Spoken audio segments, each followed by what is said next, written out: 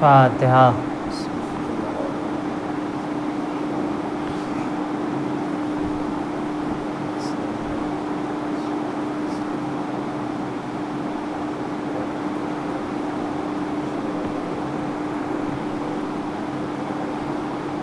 لا حول ولا قوة الا باللہ العلی العظیم۔ حسبنا اللہ و نعم الوکیل، نعم المولا و نعم النصیر۔ الحمدللہ الذی ہدانا لہذا وما کنا لنہتدی لولا ان ہدانا اللہ لقد جاءت رسل ربنا بالحق۔ ثم الصلاة والسلام على سید الانبیاء والمرسلین، خاتم النبیین، محبوب رب المشرقین والمغربین، جد الحسن والحسین بالقاسم محمد صلی اللہ محمد والے محمد وعلى آل الطیبین الطاہرین المعصومین، لا سیما بقیۃ اللہ فی الارضین واللعن الدائم علی دائہم اجمعین۔ اما بعد، فقد قال اللہ الحکیم فی کتابہ الکریم، وما خلقت الجن والانس الا لیعبدون۔ صلوات بجلال محمد محمد والے محمد۔ عزیزان گرامی، معرفت خدا اور معرفت اہل بیت، یہ دونوں ہماری زندگی میں ضروری ہے۔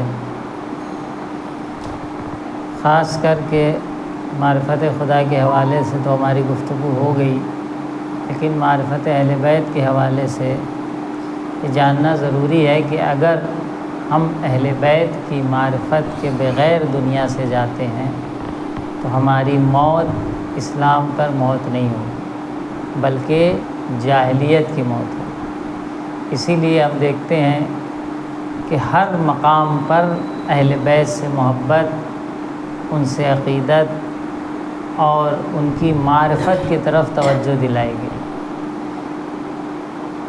آپ دیکھیے قرآن کریم میں جب اجر رسالت کی بات آئی ہے، تب بھی رسول کرام اسلام سے اللہ نے کیا کہا کہ اے میرے رسول، ان سے کہہ دیجئے کہ قل لا اسألکم علیہ اجرا الا المودۃ فی القربى،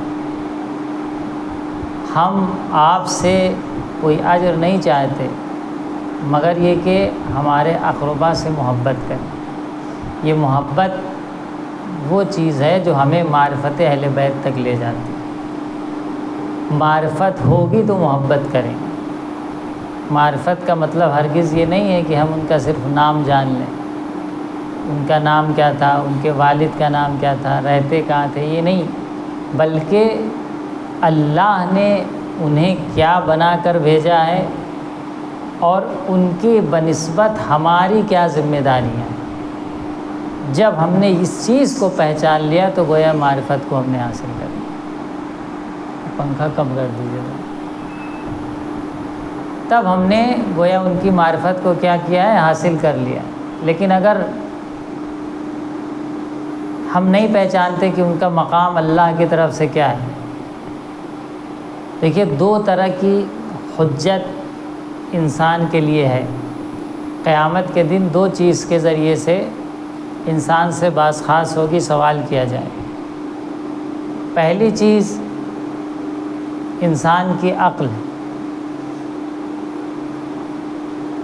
اللہ نے دو طرح کی حجت قرار دی، ایک ظاہری حجت اور ایک باطنی حجت۔ ظاہری حجت کون ہے؟ یہی نبی، امام، یہ جو ہے رسول، نبی، امام جو ہوتے ہیں، یہ ہمارے لیے ظاہری حجت، یعنی ان کو اللہ نے ہمارے درمیان حجت بنا کر بھیجا ہے اور ان کی اطاعت ہم پر واجب ہے، ان کا کہنا سننا ہم پر واجب ہے، اور اگر ہم ان کی مخالفت کرتے ہیں تو ہم کبھی بھی کامیاب نہیں ہو سکتے۔ اسی طریقے سے ایک باطنی حجت بھی اللہ نے انسانوں کے لیے رکھا ہے، اور وہ باطنی حجت کیا ہے؟ انسان کی عقل ہے۔ باطنی حجت انسان کی عقل۔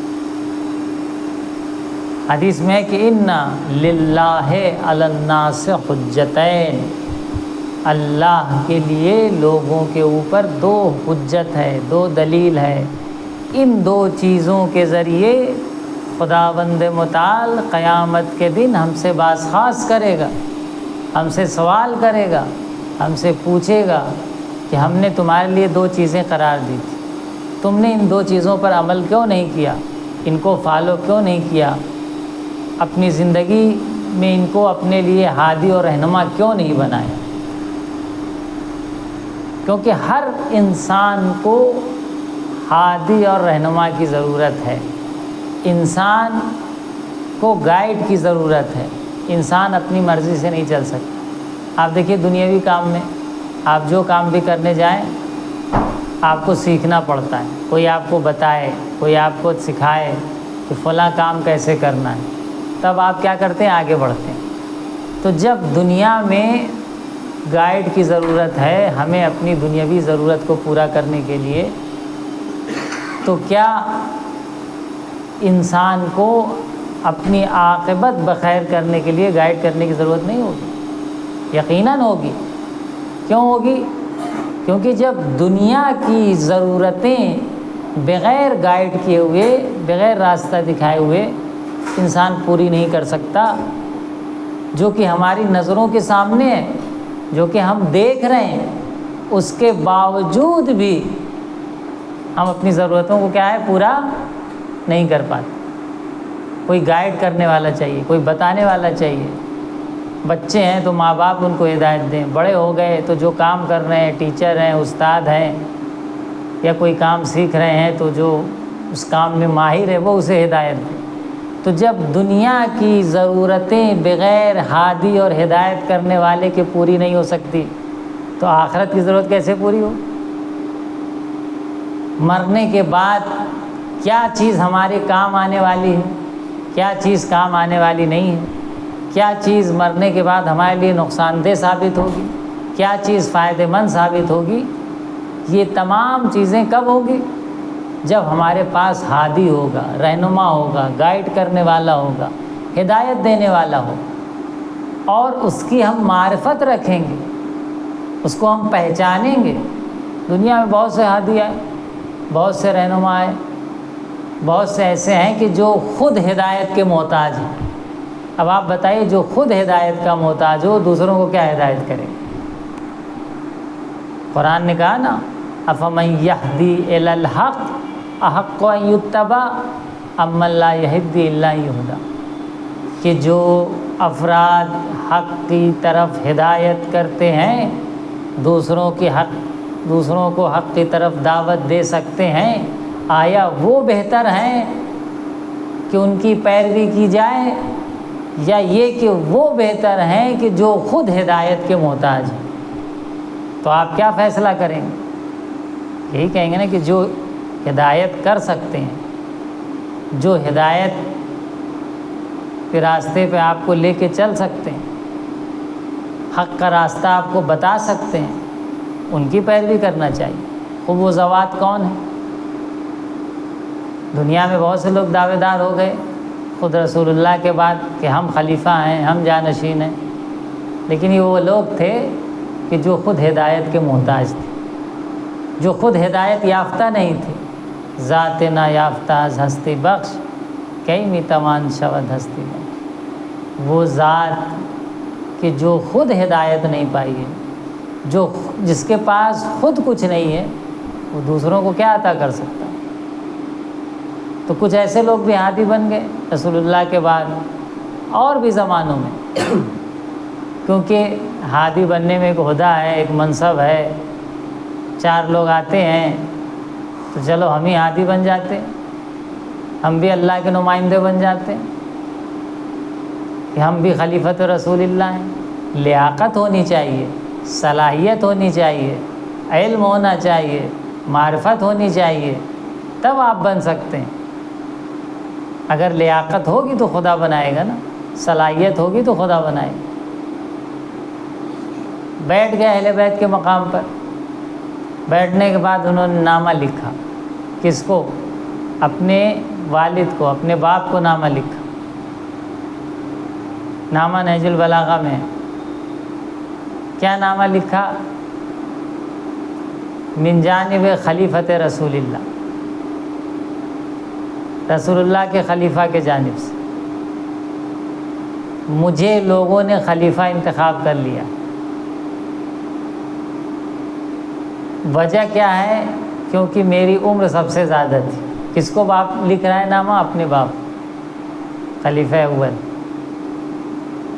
جب باپ کے پاس لیٹر پہنچا کہ بیٹے کا خط آیا ہے، کس کی طرف سے؟ رسول اللہ کے خلیفہ کی طرف سے.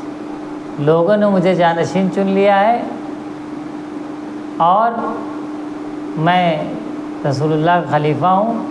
لوگوں نے مجھے انتخاب کر لیا ہے، اور وجہ یہ ہے کہ مجھے کیوں انتخاب کیا گیا؟ کیونکہ میری عمر سب سے زیادہ تھی، میری داڑھی سفید تھی. اب بتائیے، داڑھی سفید ہونے سے کوئی خلیفہ بن جاتا ہے؟ کتنے داڑھی سفید کیے گھوم رہے ہیں؟ داڑھی سفید کرنے سے کوئی ہادی بن جاتا ہے؟ کتنے داڑھی سفید کیے چل رہے ہیں؟ علم ہونا چاہیے، معرفت ہونی چاہیے، کمالات ہونے چاہیے، کردار ہونا چاہیے، ہدایت کرنے کی صلاحیت ہونی چاہیے، تب اللہ ہادی کے طور پر انتخاب کرتا ہے. داڑھی سفید کر لینے سے تھوڑی ہو جاتا ہے، عمر زیادہ ہونے سے تھوڑی ہو جاتا ہے. بہت سے لوگوں کی عمر زیادہ ہے لیکن کچھ معرفت نہیں ان کے اندر.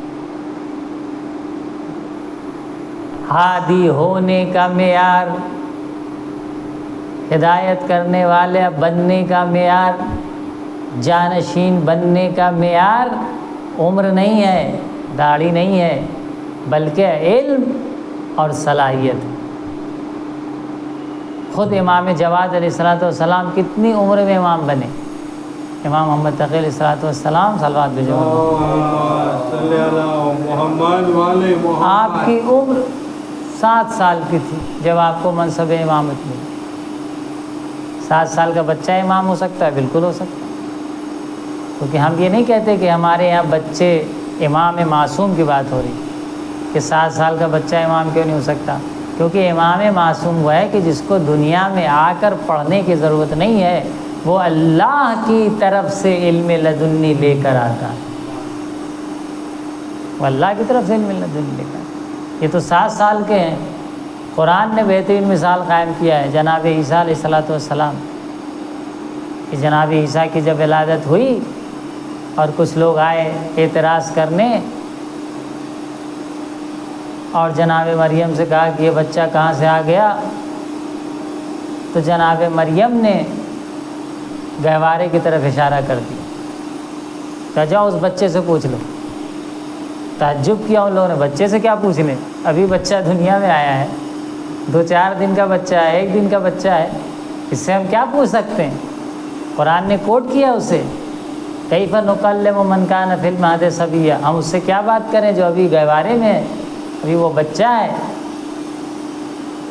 تو ایک مرتبہ گہوارے سے آواز آتی ہے، انی عبداللہ آتانی الکتاب وجعلنی نبیا.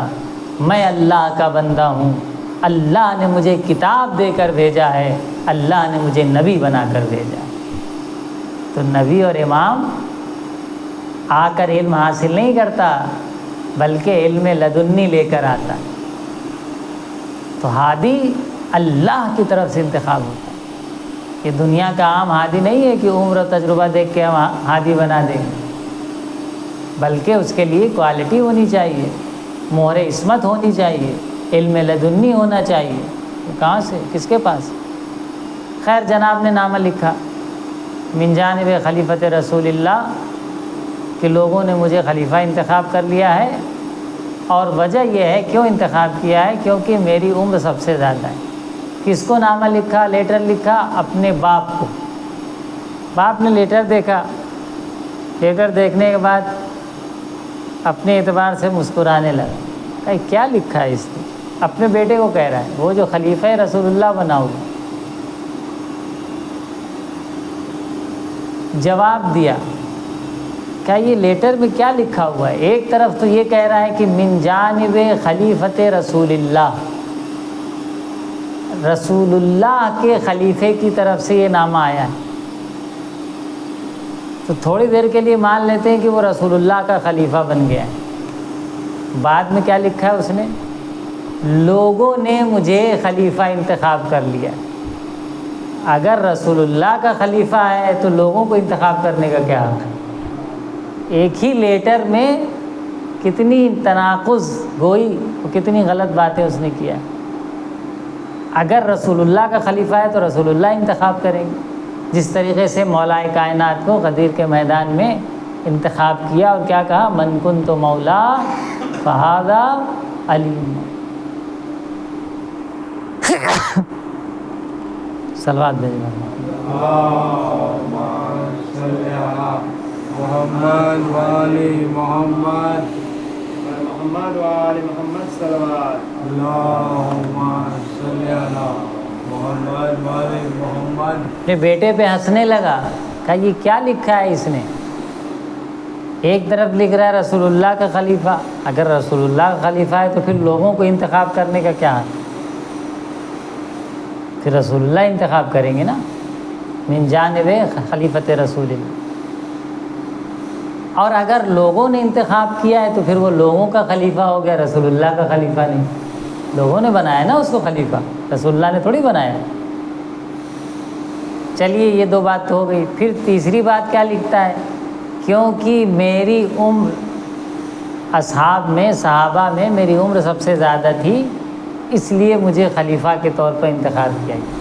کس کو یہ نامہ لکھ رہا ہے؟ اپنے باپ کو۔ باپ کہتا ہے اگر معیار یہ ہے کہ عمر زیادہ ہے اس لیے تمہیں خلیفہ بنایا گیا ہے تو میں تو تمہارا باپ ہوں، مجھے خلیفہ بنایا جانا چاہیے۔ تو ایسے ہادی کا جب انتخاب ہوگا کہ ہادی کو بات کرنے کی تمیز نہیں ہے، لیٹر لکھنے کی تمیز نہیں ہے، تو امت کہاں جائے گی؟ اسی لیے جو چراغ ہدایت بن کر آئے ہیں، جو اللہ کی طرف سے حقیقی رہنما بن کر آئے ہیں، ان کو فالو کرنا ہماری ذمہ داری، ان کی پیروی کرنا ہماری ذمہ داری۔ افمن یہدی الی الحق احق ان یتبع امن لا یہدی الا یہدی۔ جو حق کی ہدایت کرنے کا علم رکھتے ہیں، معرفت رکھتے ہیں، اللہ کی طرف سے وہ کمالات لے کر آئے ہیں، ان کی پیروی ہونا چاہیے، نہ وہ لوگ کی جو خود ہدایت کے محتاج ہیں، جن کو خود ہدایت کی ضرورت ہے۔ آج کے دور میں علماء انبیاء کے وارث بنے ہوئے۔ بھائی امام معصوم تو ہے نہیں، آخری امام ہمارے پردے غیب میں۔ اب بتائیے قوم کیسے ہدایت پائے گی؟ قوم کو ہدایت کیسے ملے گی؟ ایسے ہی چلتی رہے تو نہیں چل سکتی۔ کوئی تو سسٹم ہونا چاہیے کہ جس کی بنیاد پر قوم کو ہدایت ملتی رہے۔ تو ائمہ تاریخ علیہ الصلوۃ والسلام نے غیبت کے زمانے میں ہم سے کیا کہا؟ علماء پہ رجوع کریں۔ وہ علماء جو علماء باعمل ہیں، علماء سو نہیں۔ دو طرح کے عالم ہوتے ہیں، باعمل عالم، بے عمل عالم۔ عالم دونوں ہیں، پڑھے لکھے بھی ممکن ہے دونوں۔ ایک پڑھ لکھ کر عمل کرتا ہے اور دوسرا عمل نہیں کرتا۔ کبھی کبھی ہم صرف علم کو دیکھتے ہیں، یہ نہیں دیکھتے کہ علم کے ساتھ ساتھ اس کے پاس عمل ہے یا نہیں۔ عالم باعمل و عالم بے عمل۔ عالم باعمل کی پیروی کرنے کو ہم سے کہا گیا ہے۔ وہ علماء جو انبیاء کے وارث ہیں وہ علماء ہیں جو عالم باعمل ہیں، کیونکہ العلم بلا عمل کالشجرۃ بلا ثمر۔ کیونکہ اگر بغیر علم کے آپ عمل کرتے ہیں، بغیر عمل کے آپ کے پاس اگر علم ہے تو بالکل اسی طریقے سے جس طریقے سے ایک درخت ہے لیکن اس پر پھل نہ ہو۔ درخت پر پھل نہ ہو، درخت کس کام کا ہے؟ کسی کام کا نہیں۔ کچھ ہمیں فائدہ دے سکتا ہے، کچھ کھانے پینے کو دے سکتا ہے؟ نہیں دے سکتا۔ عالم بغیر عمل وہ عالم جو اپنے علم پر عمل نہیں کر رہا ہے وہ اس درخت کے مانند ہے کہ جس پہ کوئی پھل نہیں، کالشجرۃ بلا ثمر۔ وہ آپ سوچئے کہ غیبت کے زمانے میں ہماری ذمہ داری ہے کہ ہم علماء کو فالو کریں۔ وہ عالم جو علوم آل محمد سے جس کا دل آراستہ ہے، جس نے علوم آل محمد کو حاصل کیا ہے اور اس پر عمل کرنے کی کوشش کی ہے، عمل کرنے کی تلاش و کوشش کر رہا ہے، ایسے عالم کو فالو کرنا ہماری ذمہ داری ہے۔ ورنہ علماء سو ہمیشہ رہے۔ علماء سو ایسے عالم جن کو علماء سو کہا گیا، برے عالم، یہ بجائے ہدایت کرنے کے اور گمراہ کرتے ہیں۔ جیسے خلیفہ سو ہو سکتا ہے، ویسے عالم بھی عالم سو ہو سکتا ہے۔ بھئی خلیفہ حقیقی بھی ہوتا ہے، خلیفہ بناوٹی بھی ہوتا ہے، خلیفہ اللہ کی طرف سے انتخاب شدہ بھی ہوتا ہے، اور خلیفہ جو ہے خلیفہ سو بھی ہوتا ہے۔ اسی طریقے سے عالم بھی عالم بعمل ہوتا ہے، عالم بلا عمل ہوتا ہے۔ اور حدیث میں ہے کہ ان خیر الخیار خیار العلماء و ان شر الشرار شرار العلماء، کہ لوگوں میں سب سے بہترین انسان اگر کوئی ہو سکتا ہے تو وہ بہترین انسانوں میں وہ انسان ہے جو عالم بعمل، جو علماء خیر ہیں، جو نیک عالم ہیں، وہ لوگوں میں سب سے بہتر۔ وَإِنَّ شَرَّ الشِّرَارِ شِرَارُ الْعُلَمَاءِ، اور لوگوں میں سب سے بدتر اگر کوئی ہو سکتا ہے تو برے علماء ہیں۔ یعنی عالم کا جہاں مرتبہ آسمان پر ہے، اسی طریقے سے اس کا عذاب بھی سب سے زیادہ ہے۔ اگر اچھا عالم ہے، بعمل عالم ہے تو مرتبہ سب سے اوپر، اور اگر برا اور عالم سو ہے اور لوگوں کو گمراہ کر رہا ہے تو پھر اس کا مقام سب سے پستی پر۔ تو ہماری ذمہ داری ہے کہ علماء کو پہچانیں۔ کیسے پہچانیں؟ ان کے عمل سے پہچانیں، ان کے کردار سے پہچانیں، ان کے رویے سے پہچانیں، ان کے علم سے پہچانیں، کتنا اپنے علم پر عمل کر رہا ہے۔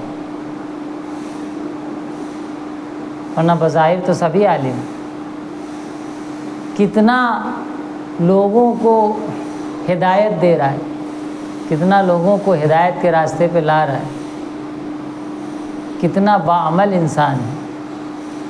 ان چیزوں کے ذریعے ہم عالم کو پہچان سکتے ہیں۔ علوم آل محمد سے خود کو کتنا آراستہ کیا ہے، گناہوں سے کتنی دوری کر رہا ہے، واجبات اور فرائض کو کتنی پابندی سے انجام دے رہا ہے، تب انسان عالم بنتا ہے، عالم بعمل، ایسے نہیں بنتا ہے۔ تو بڑی ذمہ داری ہے کہ غیبت کے زمانے میں، کیونکہ امام معصوم سے ہم دور ہیں، اس لیے صحیح علماء کی شناخت اور پھر ہم ان کو فالو کریں۔ اور جب آپ نے صحیح عالم کی شناخت کر لی اور صحیح عالم کو پہچان لیا تو پھر اس کو فالو کرنے میں کوئی کوتاہی نہ کرے۔ وہ جو کہے، جیسا کہے دین کے کام کے حوالے سے، اس کو فالو کرے، لیکن انتخاب صحیح ہونا چاہیے۔ کچھ لوگ ہیں جو گمراہ کرنے والے ہیں، جو بظاہر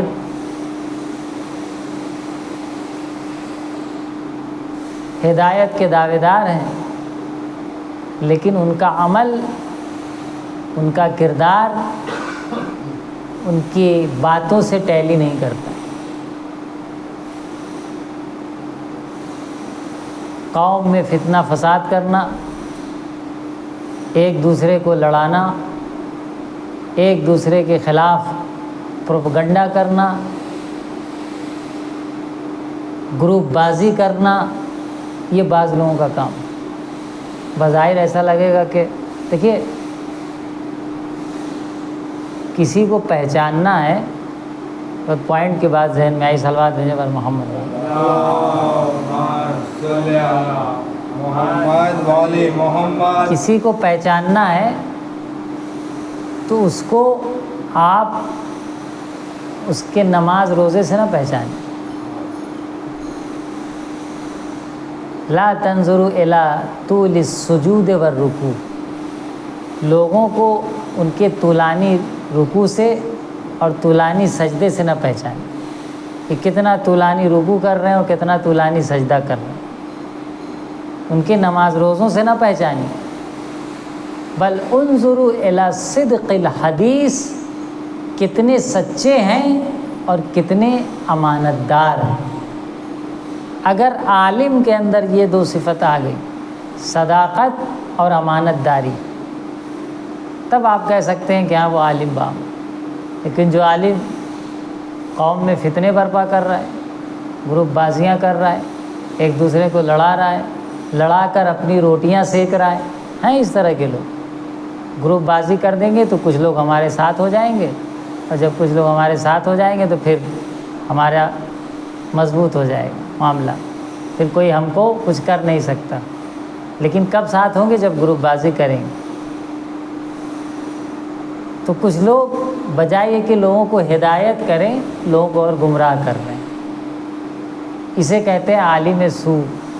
تو ایسے لوگوں سے جو قوم کو الگ الگ حصوں میں بانٹ رہے ہیں، گمراہ کر رہے ہیں، ایک دوسرے کے خلاف بھڑکا رہے ہیں اور اس طرح کی حرکتیں کر رہے ہیں، اس سے پتہ یہ چلتا ہے کہ یہ عالم ان عالموں میں سے نہیں ہے کہ جن کی پیروی کرنے کو اللہ اور رسول نے ہم سے کہا. عالم کا مقصد یہ ہونا چاہیے کہ وہ اپنے اخلاق سے، وہ اپنے کردار سے، وہ اپنے میسج سے، وہ اپنی بات سے سب کو اپنی طرف کھینچ کے لائیں. سب کو.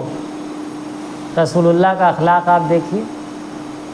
وہ بڑھیا جو کافرہ ہے، کافر ہے، اس کے پاس بھی عیادت کو جاتے ہیں. وہ جو کوڑا آپ کے اوپر پھینکتی ہے، اس کے پاس بھی عیادت کو جاتے ہیں اور اس کی دلجوئی کرتے ہیں. یہ نہیں کہتے کہ اس نے تو میرے اوپر کوڑا پھینکا تھا، اب میں بھی کچھ کروں گا کہ اس کے اوپر کوڑا پھینکواؤں. جہاں عالم یہ حرکتیں کر رہا ہو کہ اس نے میرے اوپر کوڑا پھینکا ہے، میں بھی کوڑا پھینکواؤں گا، سمجھ جائیے کہ وہ عالم سو.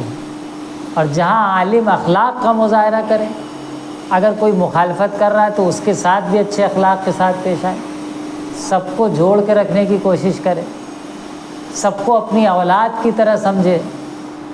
نہ یہ کہ گروپ بنا کر ایک دوسرے کے خلاف بیان بازیاں کروائے. نہیں، سب کو اپنی اولاد کی طرح سمجھے. کسی کے 2 بچے ہیں، ایک بچہ اچھا زیادہ ہے، دوسرا بچہ تھوڑا خراب ہے، تو دوسرے کو گھر سے تھوڑی نکال دیتا ہے، بلکہ کیا کرتا ہے؟ اس کو بھی ہدایت دینے کی کوشش کرتا ہے، اس کے ساتھ بھی شفقت سے پیش آتا ہے. اس کے بارے میں اس کو ٹینشن ہوتا ہے کہ میرا یہ بچہ بہتر کیوں نہیں ہو رہا، اس کو صدمہ ہوتا ہے، اس کو فکر ہوتی. تو عالم کی یہ ذمہ داری. رسول اللہ کیسے تھے؟ شفیق علیکم، مومنوں پہ شفیق و مہربان تھے. وبالمؤمنین رؤوف الرحیم، مومنوں پہ رؤوف اور مہربان تھے. جب جنگ احد میں آپ کی پیشانی مبارک پر پتھر لگا تو آپ نے قوم کے لیے بد دعا نہیں کی. یہ وہ قوم ہے جو پتھر مار رہی تھی، لیکن اللہ اور رسول کی عظمت دیکھیے اور رسول کا کردار دیکھیے اور رسول کا اخلاق دیکھیے کہ آپ نے دستے دعا بلند کیا، اللہم اہد قومی ھذا فإنہم لا یعلمون. پروردگار ہماری اس قوم کی ہدایت فرما کہ بے شک یہ نہیں جانتے، جاہل ہیں. عالم کو ایسا ہونا چاہیے، سب کو جوڑ کے رکھے اپنے بچوں کی طرح. قوم کا ایک ایک فرد اس کی اولاد کی طرح ہو، اس کے گھر کے ممبر کی طرح ہو.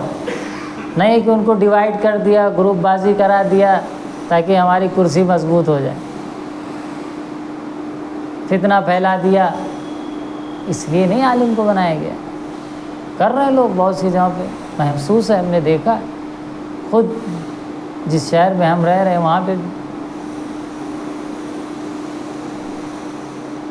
تو ہماری ذمہ داری ہے کہ کمیاں دیکھیے سب میں، کوئی انسان ایسا نہیں کہ جس کے اندر کمی نہ ہو۔ اگر کسی کے اندر کوئی کمی ہے تو آپ خود ڈائریکٹ اس سے بات کریں۔ اگر کسی گروپ میں، کسی گروہ میں، کسی فکر کے فالو کرنے والے میں، کسی انسان میں کمی ہے تو آپ خود ان سے بات کریے ڈائریکٹ، اور مہربانی سے بات کریے کہ بھائی دیکھیے ہم کو یہ آپ کی چیز سمجھ میں نہیں آ رہی، اگر ہو سکے تو مجھے بتائیے کہ آپ یہ ایسا کیوں کر رہے ہیں۔ یہ ہوتا ہے شفقت، نہ یہ کہ کمی نکال کر ان کے اوپر حملہ شروع کر دی۔ اس سے پتہ یہ چلتا ہے کہ آپ کا مقصد لوگوں کی ہدایت کرنا اور شفقت نہیں ہے، بلکہ لوگوں کو گمراہ کرنا ہے، اپنی روٹی سیکنا ہے۔ تو بعض لوگ اپنی روٹی سیکتے ہیں، قوم میں انتشار پیدا کرتے ہیں۔ آج ممبروں سے کتنا ایک دوسرے کے خلاف بولا جا رہا ہے، کیوں بولا جا رہا ہے؟ بیٹھ کے حل کر لو۔ ٹھیک ہے، اگر کوئی غلط نظریہ پیش کرتا ہے لوگوں میں تو آپ اس کو علمی انداز سے رد کر سکتے ہیں کہ بھائی یہ نظریہ، یہ بات اس دلیل سے، اس قرآن کی آیت سے اور اس حدیث سے اور اس امام کی فرمائش سے یہ بات صحیح نہیں۔ لیکن آپ خود اس پر حملہ شروع کر دیتے ہیں جس نے وہ غلط بات کہی، یہ ویسے ہیں اور ویسے ہیں، فلاں ہیں اور ڈھکا ہیں۔ بھائی تم کو اس کی ذاتیات سے کیا لینا دے؟ اس نے اگر کوئی غیر علمی یا غلط بات کہی ہے، کیونکہ کوئی معصوم تو ہے نہیں، جس کا جو علم ہے، جو معرفت ہے، جو معیار ہے، اسی اعتبار سے البتہ ہماری بھی ذمہ داری ہے کہ اس منبر پہ انہی لوگوں کو دعوت دیں کہ جو دین کو صحیح پڑھے ہیں، دین کو سمجھے ہیں اور دین کو بیان کر سکتے ہیں۔ کسی کو بھی مجلس کامیاب کرنے کے لیے، پروگرام کامیاب کرنے کے لیے یہاں نہ بلائیں، بلکہ اس کی شکل و صورت اور رویہ اور طریقہ اور بات اور چیت اور اٹھنا اور بیٹھنا اور عمل اور زندگی، ہر چیز کو دیکھتے ہوئے، اس کی تعلیم، علم، تقوی، ہر چیز کو دیکھتے ہوئے اس منبر پہ افراد کو دعوت۔ منبر پہ آ کے بہت اچھا رولا دے رہا ہے، بہت اچھا چلا لے رہا ہے، بہت اچھا واہ واہ کروا لے، بلا لے، جیسا بھی۔ یہی تو ہماری غلطی ہے، ایسا نہیں ہونا چاہیے۔ منبر پر علماء باعمل علماء کو دعوت دینی چاہیے۔ وہ جیسے بھی آپ کو دین سکھائیں، جیسے بھی مجلس پڑھیں، اور جب آپ دعوت دیں گے تو آہستہ آہستہ ان کا بھی بیان، ان کا بھی لہجہ بہتر ہو۔ لیکن ابھی کیا ہو گیا ہے؟ جس کی زبان تیز ہے، جس کی زبان میں تھوڑی چاشنی ہے، اچھا بات کر لیتا ہے، اچھا آپ کو خوش کر دیتا ہے، آپ اس کو بلا لیتے ہیں۔ ہو رہا ہے نہیں ہو رہا ہے؟ 4 دفعہ فون کرے گا، بھائی بھائی کرے گا، آپ کہاں آپ کو بلائیں گے مولانا۔ مگر یہاں بھی وہی چلے گا جو دنیا کے دوسرے کاموں میں چل رہا ہے، سورس، پانی، تعلقات۔ یہ منبر تعلقات کے لیے نہیں ہے۔ جو بھی عالم بعمل ہے، جو دین پڑھا ہے، دین سمجھا ہے، دین سمجھا سکتا ہے، اس کو دعوت دیں۔ وہ کیسے بیان کرے گا وہ اس کے اوپر، آپ سننے کی کوشش کریں۔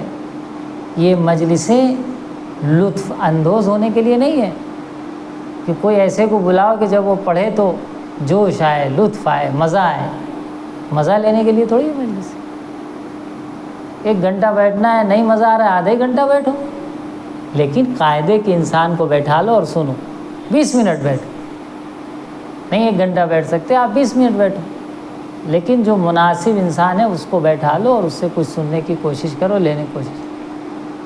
1.25 گھنٹہ ادھر ادھر گھما کے آپ کو خوش کر کے چلا گیا، آپ نے کہا ہاں بہت مزہ آیا۔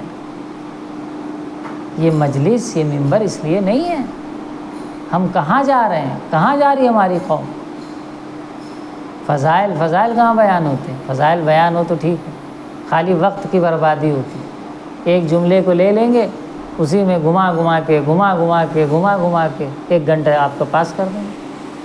آپ دیکھیے نا، سنیے، غور کریے، جب مجلس خطیب شروع کرتا ہے اور آخر تک کہ کیا بات کہہ رہا ہے جس سے ہمیں کچھ ملے، چاہے وہ فضائل اہل بیت ہی کے عنوان سے کیا بات کہہ رہا ہے، پتہ چلے کہ پوری مجلس میں 2-4 جملے یا 2-4 بات ہوئی، 1 گھنٹہ ختم ہو گیا۔ وہ ٹائم پاس کرتا ہے کہ ایک ہی بات کو کیسے گھما گھما کے پیش کیا جائے، کیسے اس کو مختلف انداز میں لوگوں کو خوشحال کرنے کے لیے پیش کیا جائے۔ لوگ واہ واہ کر دیں، کہہ دیں ہاں مولانا بہت اچھا بیان۔ ہم کریڈٹ لینے تھوڑی ممبر پہ آتے ہیں کہ کہیں ہاں بہت اچھا بیان تھا۔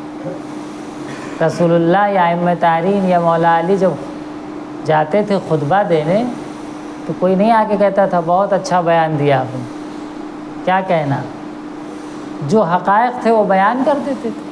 کسی کو اچھا لگے تو بھی ٹھیک، نہیں اچھا لگے تو بھی ٹھیک۔ یہاں تو صرف اچھا لگنے کے پیچھے ہے نا، ہم کچھ ایسا پڑھیں کہ اچھا ہی لگے تاکہ اگلے سال پھر ہمارا فکس رہے، ورنہ اگلے سال ہم ہٹا دیے جائیں۔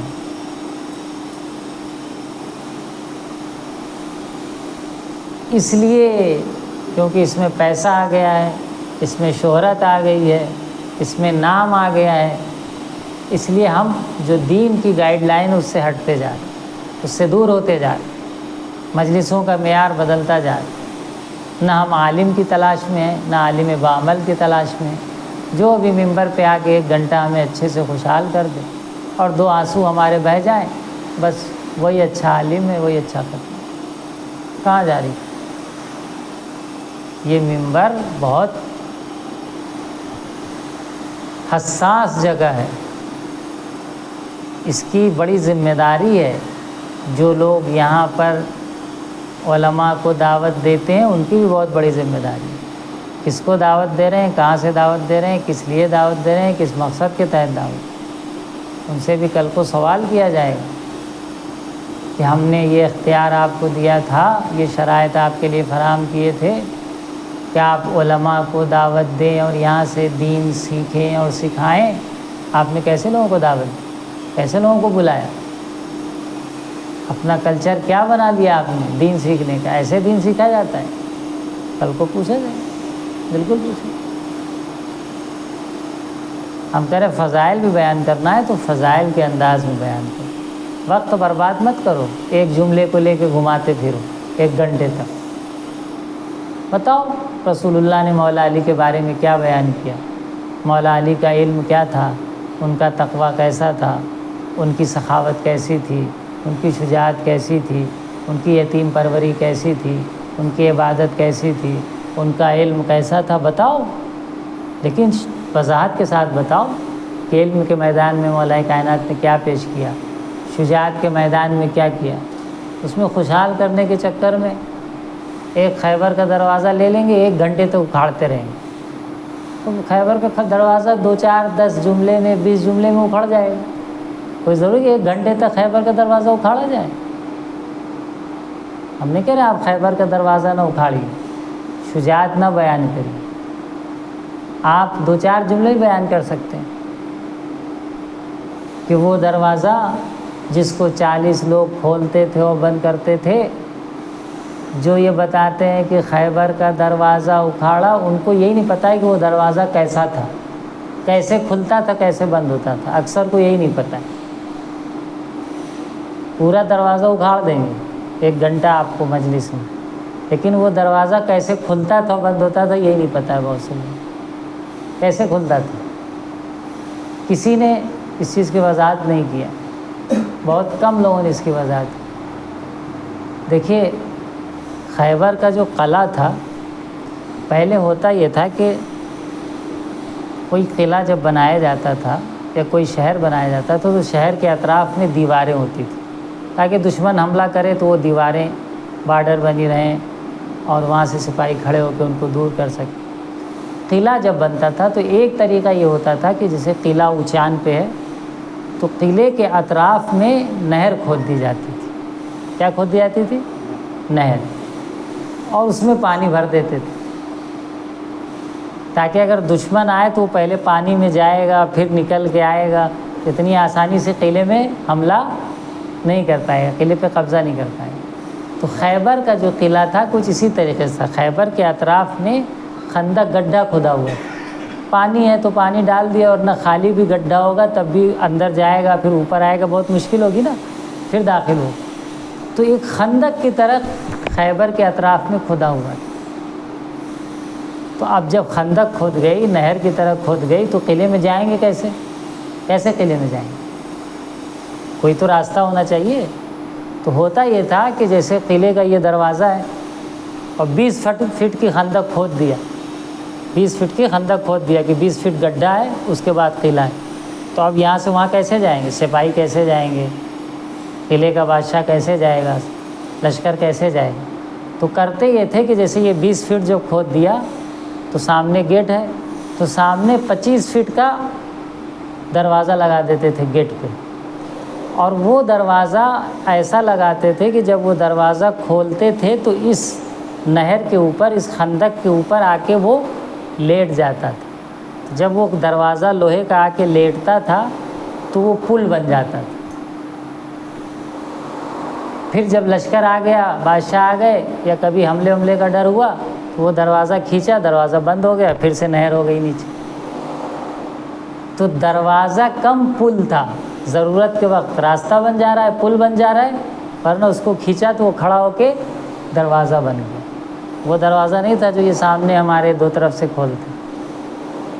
کیسا دروازہ تھا کہ نہر کے اوپر جب اس کو لٹاتے تھے، کھولتے تھے تو وہ پل ہو جاتا تھا، اس پہ سے چڑھ کے آپ آ جاتے، اور جب اس کو کھینچتے تھے تو اوپر آ کے وہ دروازہ بن جاتا تھا قلعے کا۔ تو ایسا دروازہ تھا۔ واضح سی بات ہے کہ ایسا دروازہ جو پل بن جائے تو کوئی ہلکا پھلکا دروازہ تو ہوگا نہیں۔ تو اس کو 40 لوگ، آپ جو سنا ہوگا کہ 40 لوگ کھولتے تھے، ایسے دروازے کو 40 لوگ کھولنے کی کیا ضرورت ہے؟ کتنا بھی بڑا ہو، ہاں 50 فٹ بھی اونچا ہوگا تب بھی 40 لوگ نہیں لگیں گے، 5-10 لوگ میں کھل جائے گا، بہت بھاری ہوگا تب بھی 40 لوگ اسی لیے کھولیں کیونکہ وہ پل بنا ہوا، اس کو جو ہے کھینچنا ہے زنجیر کے ذریعے، اور کھینچ کے اوپر لانا ہے۔ پتہ ہے کہ اتنی آسانی سے اوپر نہیں آئے گا اتنا بڑا دروازہ۔ تو ایسا تھا خیبر کا دروازہ۔ اس کو مولائے کائنات نے اس دروازے کو کہ جو بند تھا، آپ خندق میں اترے، خندق میں یعنی جو اندر نہر بنی ہوئی تھی اس کے نیچے، اس میں اترے اور چڑھے، اور چڑھنے کے بعد اس دروازے کو جو بند تھا اس کو آپ نے اپنے زور سے کھینچا ہاتھوں سے، اور وہ دروازہ اکھڑ گیا جو بند تھا۔ اتنا بھاری دروازہ اندر سے بند کر رکھا تھا، اس کو آپ نے اکھاڑ دیا، یعنی کھول دیا جھٹکے سے بند دروازے، اور اس کے بعد پل پہ آپ نے اس کو لٹا دیا۔ جب لٹا دیا لشکر اسلام پورا اندر چلا گیا۔ ایسا دروازہ تھا۔ کتنے لوگوں نے بتایا کہ دروازہ کیسا تھا؟ خیبر بہت سے لوگ پڑھتے ہیں۔ دروازہ بتانے میں تھوڑی واہ واہ ملے گی، خیبر پڑھنے میں واہ واہ ملے گی۔ آپ فضائل پڑھیے تو ایسے پڑھیے نا کہ دروازہ کیسا تھا، قلعہ کیسا تھا، مرحب کو مثلا اس نے کیا کہا تھا خاتون نے کہ تم آنا، تم مرحب علی حیدر نام کے شخص سے لڑنا نہیں۔ پھر مرحب جب چلا تو اس کو کس نے روکا، شیطان نے کیا بہکایا، ساری ڈیٹیل پڑھیے جو تاریخ میں۔ آپ کیا پڑھتے ہیں؟ خیبر ایک کل علم دوں گا، جو مرد ہوگا غیر فرار ہوگا، باقی سب نامرد تھے، واہ واہ واہ واہ واہ، ختم۔ مرد نامرد بنا کے ہم نے جو ہے کریڈٹ لے لی۔ آپ جو وضاحت ہے مجلسوں کے بارے میں، یعنی تاریخ میں جو وضاحت ملتی اس کو آپ بیان کریں کہ مولا علی نے کس دروازے کو کھاڑا، کس خصوصیات کا حامل تھا اور کتنی شجاعت تھی۔ رسول اللہ نے کیسے، کیونکہ مولا علی تو تھے نہیں وہاں، آشوب چشم مبتلا تھے، کیسے مولا علی کو بلایا، ناد علی مظہر العجائب، مولا علی آئے، آپ نے اپنے لعاب دہن سے مولا علی کی آنکھ کو شفا دی۔ تو یہ جزیات کو پڑھیے، خصوصیات کے ساتھ پڑھیے، شور شرابت کو مچاتے۔ صلوات بھیجے بار محمد والے۔ جوش دلاتے ہیں۔ جوش کا مطلب یہ تھوڑی ہے کہ آپ جو ہے، جوش دلانے کا بھی طریقہ ہوتا ہے۔ آپ کوئی انقلابی مجلس پڑھ رہے ہوں، کہیں انقلاب لانا ہے، جنگ کرنا ہے تو سمجھ میں آتا ہے۔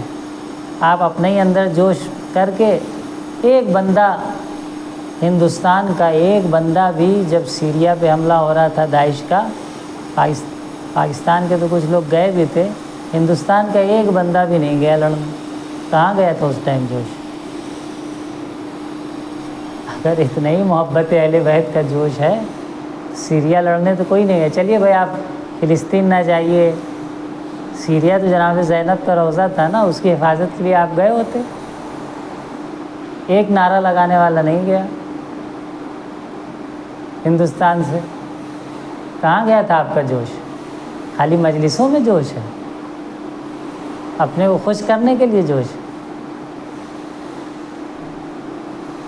تو جوش ہے تو اس جوش کو جہاں ضرورت پڑے وہاں خرچ کرو، جہاد کرو اسلام کے لیے. تو پتہ یہ چلتا ہے کہ بس مجلسوں تک. تو بہتر یہ ہے کہ مجلسوں کا جو طریقہ ہے، مجلسوں کی جو روش ہے، اس کو اور بہتر بنائیں، شور شرابے کو ختم کریں. ایک دو جملہ لے کے اسی کو گھماتے رہنا، گھماتے رہنا، گھماتے رہنا. 1 گھنٹہ ٹائم پاس کر دینا، واہ واہ کروا کے اس کے بعد 2 قطرے آنسو بہا کے چلے جائیں. یہ مقصد نہیں ہے. یہ ہماری مجلسیں جو ماحول پہ چل رہی ہیں، حقیقت میں یہ ہمیں بہت سی رکاوٹیں بنی ہوئی ہیں. بہت سی دین کی تعلیمات جو ہم سیکھ سکتے ہیں ان ممبر کے صدقے میں نہیں سیکھ پا رہے. بہت سی دین کی باتیں جو ہم جان سکتے ہیں نہیں جان پا رہے. اور ممبر کس لیے؟ دوسرا میرا سوال، ممبر کس لیے؟ ممبر وراثت رسول ہے یا نہیں؟ کس کی وراثت میں ملا؟ ممبر کس نے ہمیں دیا ہے؟ رسول اللہ نے دیا ہے نا. رسول اللہ ممبر پہ جا کے خطبہ پڑھتے تھے، تبلیغ کرتے تھے، دین بیان کرتے تھے. بس ممبر وراثت رسول ہے. ممبر سے کیا بیان ہونا چاہیے؟ ممبر سے کیا بیان ہونا چاہیے؟ آپ کہیں گے دین بیان ہونا چاہیے. خب دین میں کیا کیا ہے؟ دین میں پورا اصول دین ہے، پورا فروع دین. اصول دین، توحید، عدل، نبوت، امامت، قیامت، پورا فروع دین میں. آپ صرف تاریخ اور فضائل صرف کیوں بیان کرتے ہیں؟ اور بھی تو دین ہے، اس کو بھی بیان کریں. ٹھیک ہے 2-4 لوگ چلیے فضائل بیان کر رہے ہیں، تاریخ بیان کر رہے ہیں. 2-4 لوگ نہیں، ہر فرد اگر 10 مجلس پڑھ رہا ہے، 1 اشرا پڑھ رہا ہے، تو ایک میں نبوت کو بیان کریں، ایک میں توحید کو بیان کریں، ایک میں ایسا نہیں کہ بس وہ ایک اسلوب بنا لیا کہ ہم صرف فضائل پڑھیں گے، وہ صرف تبلیغ کریں گے. بھائی سب چیز بیان ہونی چاہیے نہیں ہونی چاہیے؟ وہ کون بیان کرے؟ نہ توحید پہ بحث ہوتی، نہ عدالت پہ بحث ہوتی، نہ نبوت پہ زیادہ بحث ہوتی، نہ قیامت کے بارے میں بحث ہوتی ہے نہیں، نہ فروع دین کے بارے میں بحث ہوتی. صرف اور صرف اور صرف اور صرف ولایت. وہ بھی ولایت صحیح معنی میں نہیں. ولایت ضروری ہے، ہم بھی مانتے ہیں، لیکن کیا دین سے صبح شام صرف ولایت بیان؟ کوئی عمل نہیں، کوئی تبلیغ نہیں، کوئی توحید نہیں، کوئی صفات خدا نہیں، کوئی صفات پیغمبر نہیں، کوئی قیامت کے وجود پر دلیل نہیں، مرنے کے بعد کیا ہونے والا ہے اس کے اوپر کوئی گفتگو نہیں، صرف اور صرف ولایت. یہی دین ہے. ولایت ضروری ہے. جو شخص ولایت کا قائل نہیں ہے وہ گمراہ ہے، سب کوئی مانتا ہے. کیونکہ جو ولایت سے دور ہو گیا، جو اہل بیت سے دور ہو گیا، وہ ہدایت نہیں پائے. لیکن اہل بیت کے پاس آنے کا مطلب یہ نہیں ہے کہ ہم اہل بیت کو ایسے دیکھتے رہیں.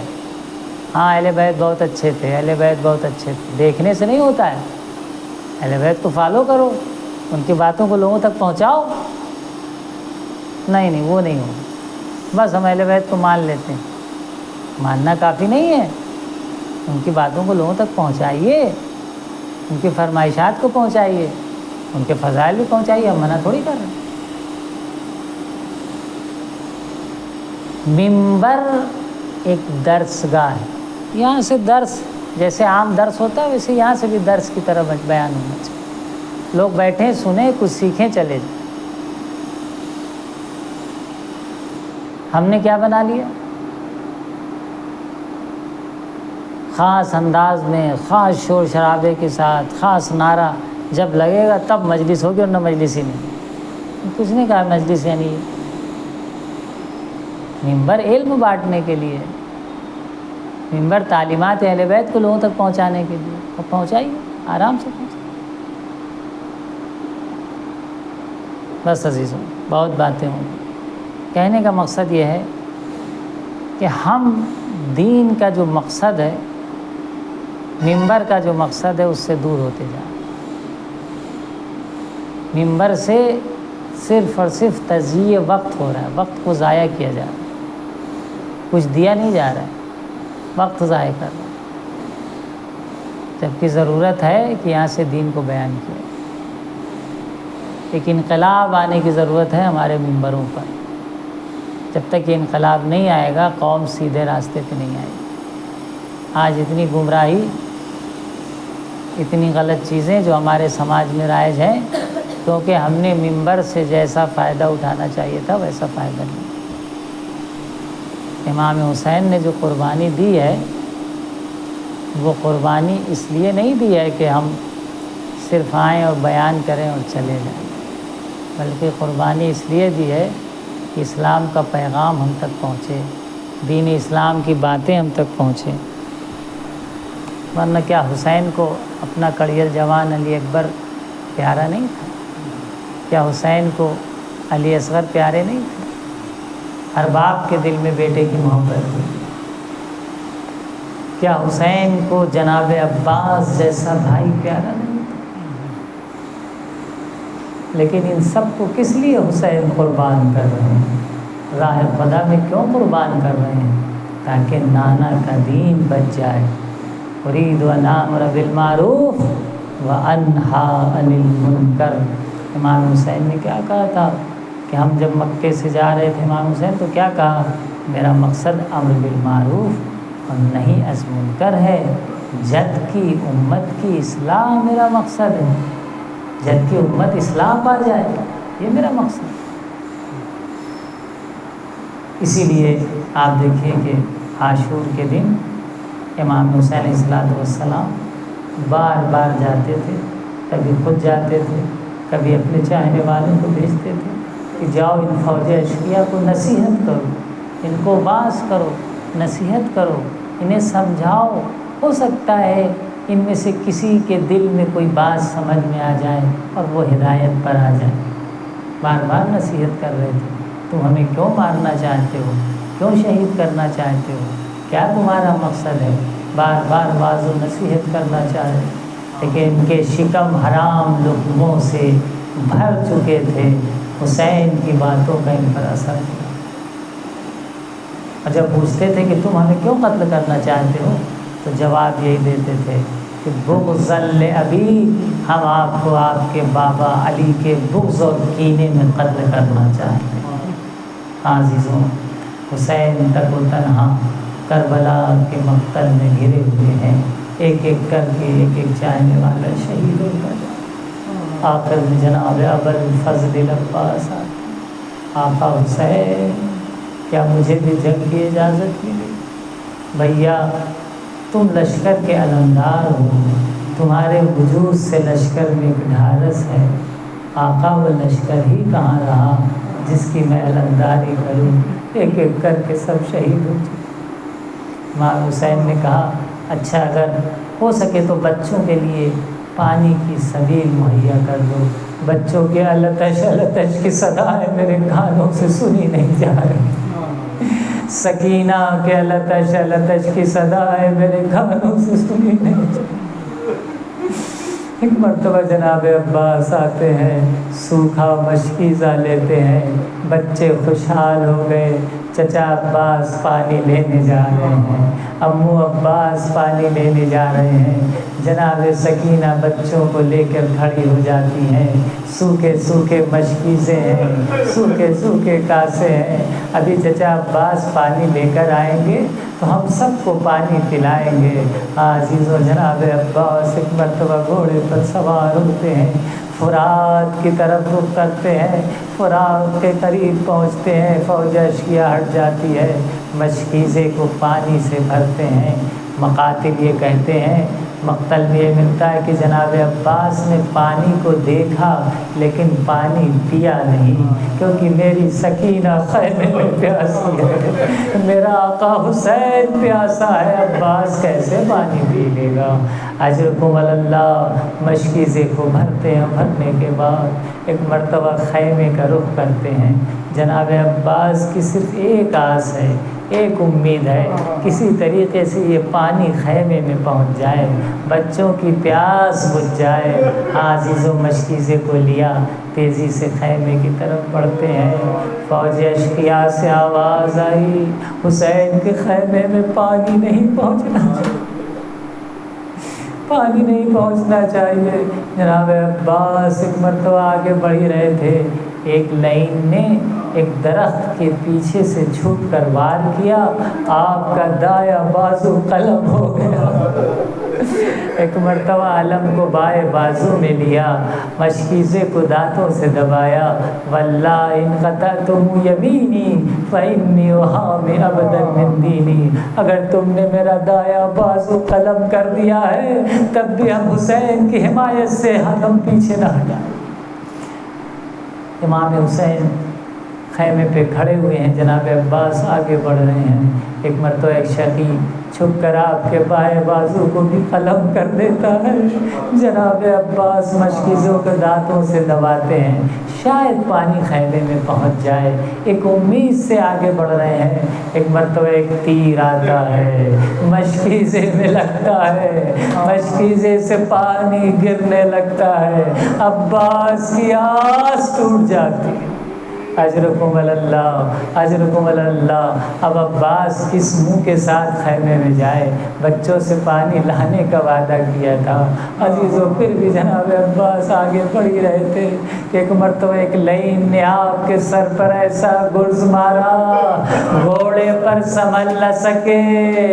جب بھی کوئی شہید زمین پر آتا تھا اپنے ہاتھوں کو زمین پر رکھتا تھا، ہائے رے عباس، دونوں بازو قلم ہو چکے ہیں، گھوڑے سے زمین پر منہ کے بل گرتے ہیں۔ اجرکم اللہ۔ امام حسین دوڑے دوڑے جناب عباس کی بالین پر آتے ہیں، لیکن عزیزوں جیسے ہی امام حسین کو خبر ملی کہ عباس گھوڑے سے گرے، آواز دی آقا ادرکنی، امام حسین نے اپنی کمر پر ہاتھ رکھ لیا، بھیا عباس الان انکسر ظہری، تمہارے مرنے سے میری کمر ٹوٹ گئی، بھیا عباس تمہارے مرنے سے میری کمر ٹوٹ گئی۔ حسین ایک مرتبہ جناب عباس کے لاشے پہ آتے ہیں، کیا دیکھتے ہیں جناب عباس تڑپ رہے ہیں، ایک آنکھ میں دھول ہے، دوسری آنکھ میں تیر لگا ہوا ہے۔ آقا آخری زیارت کر لیں، ذرا سا تیر کو میری آنکھوں سے نکال دیجیے۔ اللہ جانے امام حسین نے کس طریقے سے تیر کو نکالا ہوگا۔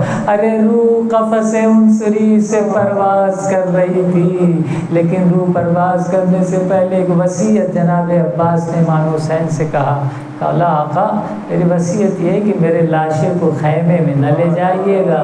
کہا کیوں عباس ایسا کیوں کہہ رہے ہو؟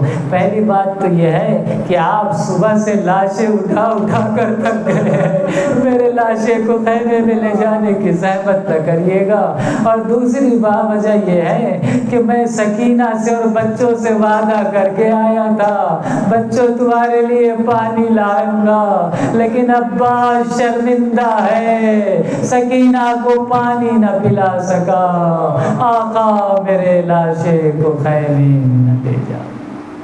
اللہ لعنت اللہ علیہ وسيعلم الذين ظلموا أي منقلب۔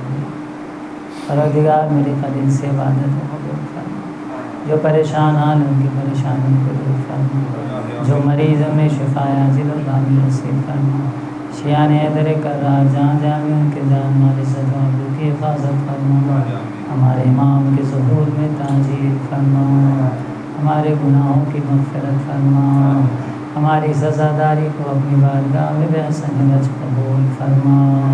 امام زمانہ علیہ الصلوۃ والسلام کی خاص عنایت ہمارے شامل حال فرما اور ہم کو ان کے اعوان و انصار میں شمار فرما۔